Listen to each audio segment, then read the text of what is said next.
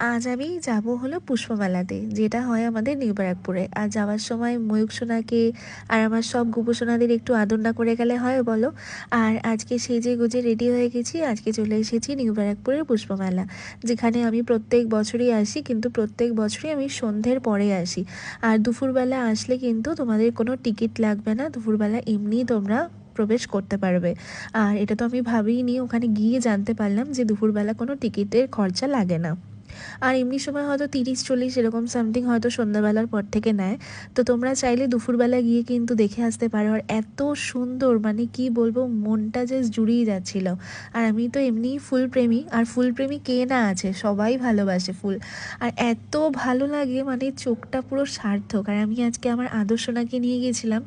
আর তোমরা তো জানোই আদর্শনা আমার ভীষণ ভীষণ ফেভারিট। ওকে নিয়ে গেছিলাম আমি আজকে পুষ্পমেলাতে। আর কি সুন্দর ফুলগুলো! তোমরাও খুব শিগগিরই নিউ ব্যারাকপুরের পুষ্পমেলাতে গিয়ে দেখে এসো, ভীষণ ভালো লাগবে, আমার তো ভীষণ ভালো লাগে। তোমরাও খুব শিগগিরই যেও। টাটা।